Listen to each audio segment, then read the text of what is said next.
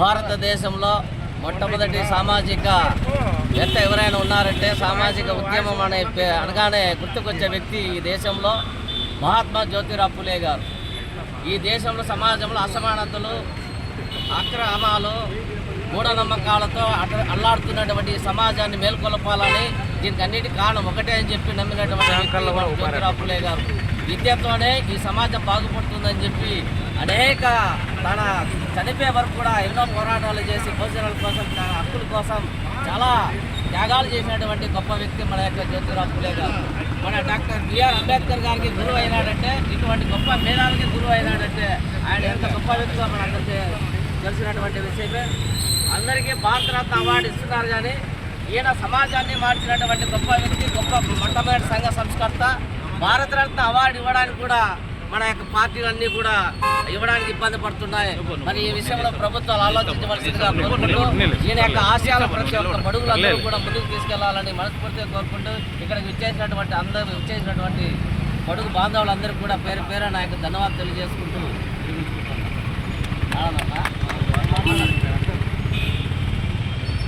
నాటి ఫులే గారి జయంతికి విచ్చేసినటువంటి బడుగులందరికీ ధన్యవాదాలు.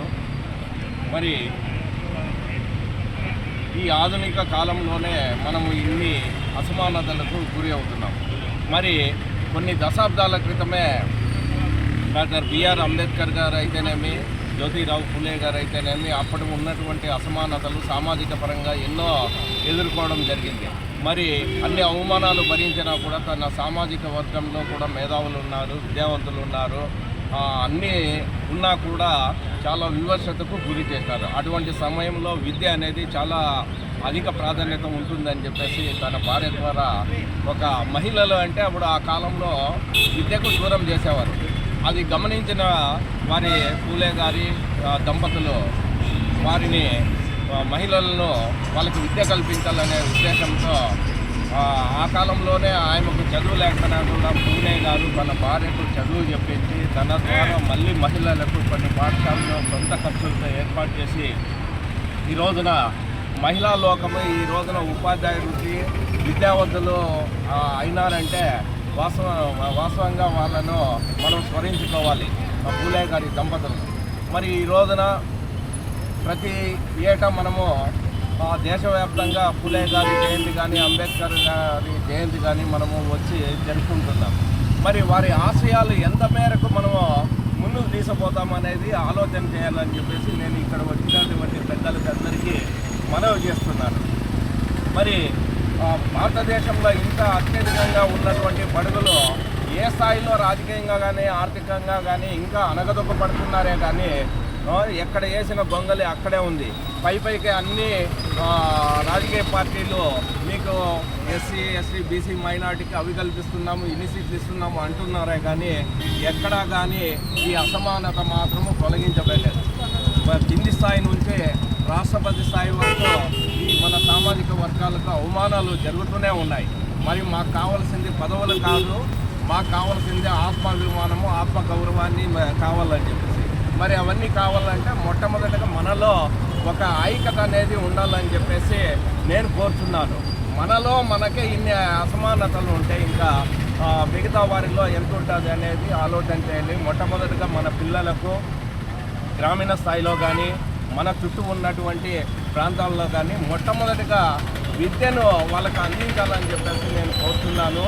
విద్యతో పాటు సమాజంలో జరుగుతున్నటువంటి మన అన్యాయాలను ఎదుర్కోవడంలో కూడా ముందుండాలని చెప్పేసి నేను చెప్తున్నాను. మరి ఈ రోజున ఆ మహనీయులు ఆ కాలంలో వాళ్ళకి ఎలాంటి చట్టాలు లేవు, ఎలాంటి సపోర్టు లేదు.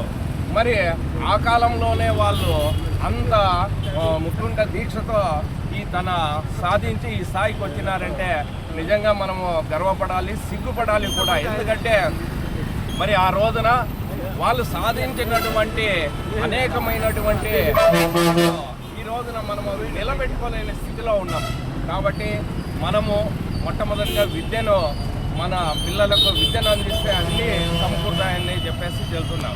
ఇక నుండైనా మన ఫులే గారు కానీ అంబేద్కర్ కానీ వారి ఆశయాలను మనం ఎప్పుడైతే ముందుకు తీసుకెళ్తామో నిజమైనటువంటి వాళ్ళకు నివాళులు అర్పించినట్లు అవుతామో వారి ఆత్మకు శాంతి కలిగించిన వారం అవుతాము. కాబట్టి ఈ అవకాశం ఇచ్చినటువంటి ధన్యవాదాలు. సుబ్బన్న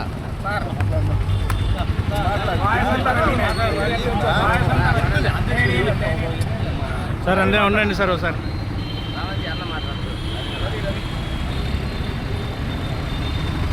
నేటి జ్యోతిరావు మహాత్మా పూలే జయంతి కార్యక్రమానికి చేసినటువంటి బహుజన సోదరులకి నమస్కారము.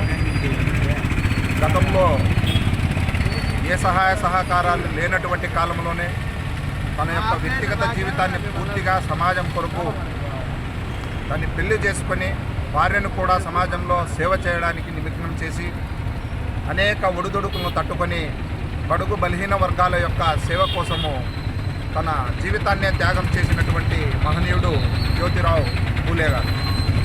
ఆయన యొక్క ఆశయాలని ఈరోజు మనము పుస్తక రూపంలో ఉన్నటువంటి విషయాల్ని చదువుకోలేనటువంటి పరిస్థితిలో ఉన్నారు. సెల్ ఫోన్లు కొడితే ఆధునిక యుగంలో అనేకమైనటువంటి సమాచారం ఉన్నా కూడా మన పిల్లలకి తెలియజేసే పరిస్థితిలో లేము.